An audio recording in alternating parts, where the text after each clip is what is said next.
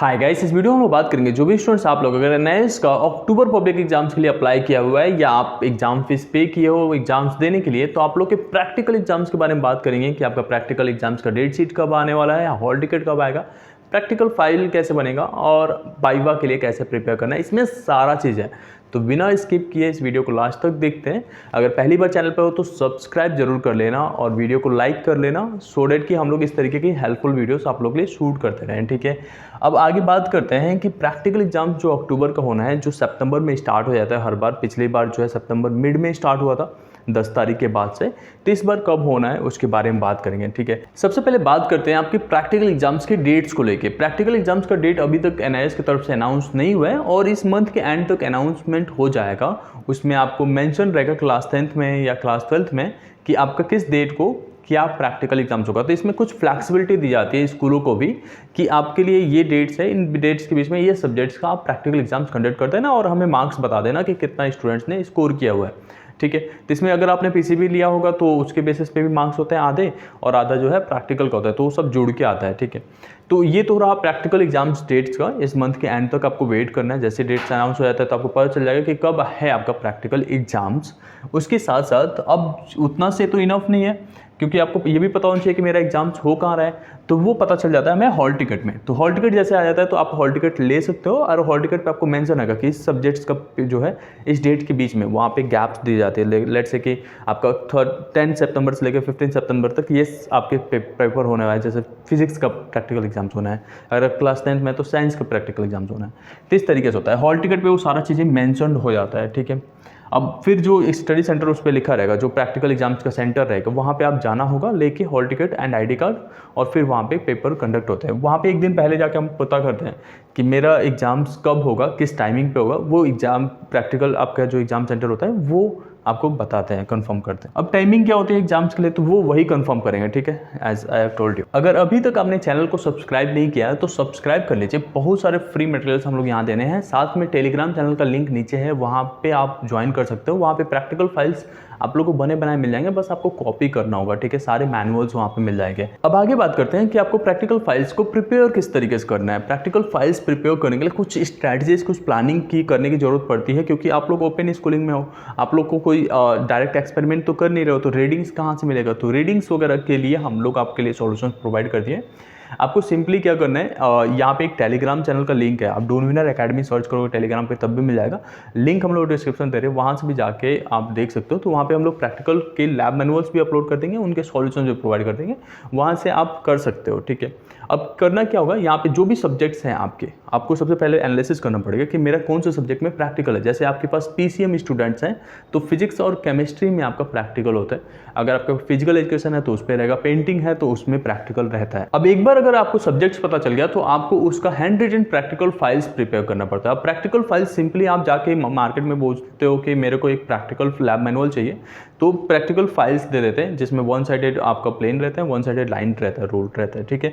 तो वो चीज़ आपको करना होगा, एंड जैसे वो ले आते हो लिख लोगे तो हो जाएगा, ठीक है। अब यहाँ पे आता है कि प्रैक्टिकल कंडक्ट कैसे होता है एनआईएस में। क्या आपको कोई एक्सपेरिमेंट करना पड़ता है, जैसे आपने केमिकल्स को ले लिया या आप जो है फिजिक्स के लिए कोई इंस्ट्रूमेंट्स को ले लिया और वहाँ पे वोल्टेज चेक कर रहे हो या करंट चेक कर रहे हो कि एम्पियर कितना एम्पियर आ रहा है करंट।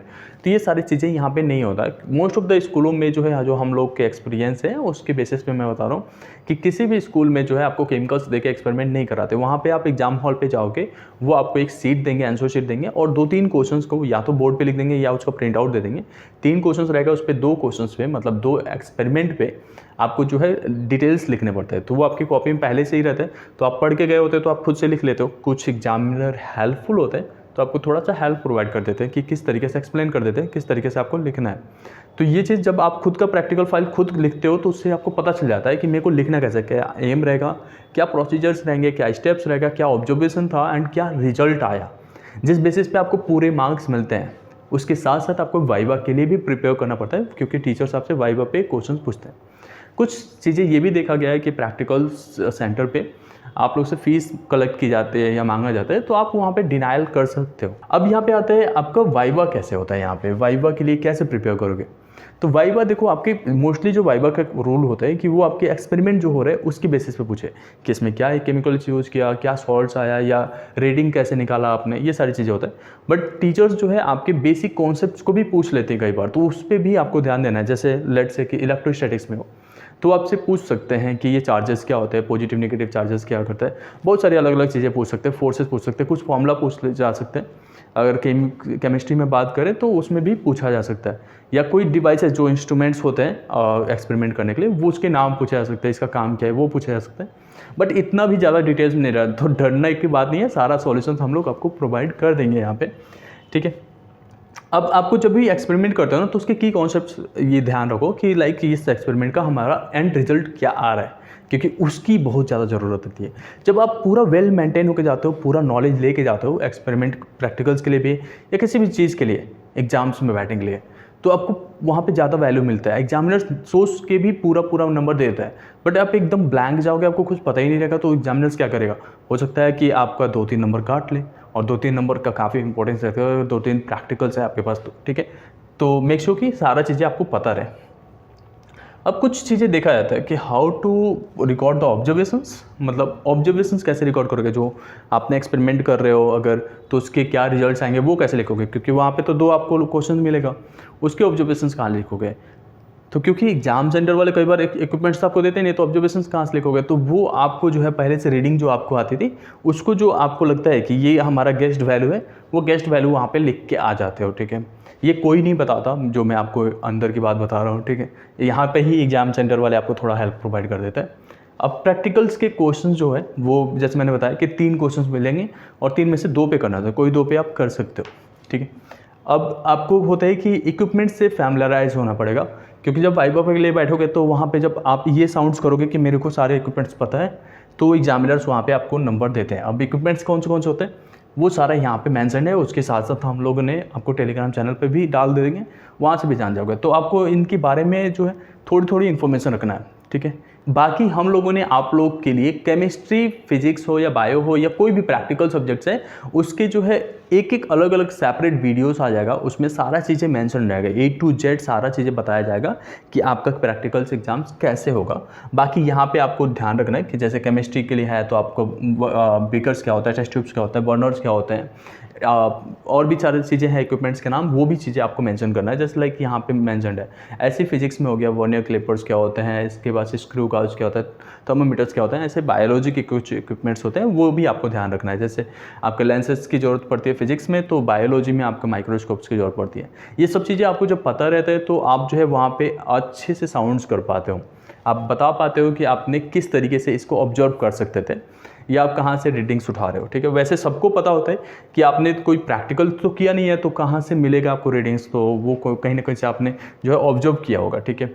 बाकी जो है एग्ज़ाम सेंटर पे कुछ गाइडलाइंस आपको फॉलो करने पड़ते हैं।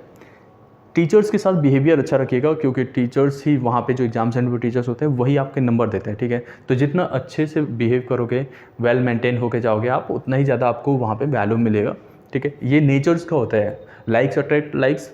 तो अगर आप जो है अगर उनके सामने बिहेव अच्छा नहीं करोगे तो वो भी आपके साथ बिहेव अच्छा नहीं करेंगे। बट अगर आपने बहुत पोलाइट वे में उनसे बात करते हो तो वो आपसे पोलाइटली बात करेंगे एंड सारा चीज़ें जो है आपका अच्छे से मेंटेन करा देंगे, ठीक है। तो ये एक जो है सिग्मा रूल है, ठीक है, ये ध्यान रखना है। उसके साथ साथ कुछ और नहीं है हम लोग के पास आपके साथ शेयर करने के लिए। तो इस वीडियो को लास्ट तक देखने के लिए thank you so much. Hopping that कि आप लोगों ने इस वीडियो को लाइक भी किया है एंड चैनल को सब्सक्राइब किया है। Thank you so much.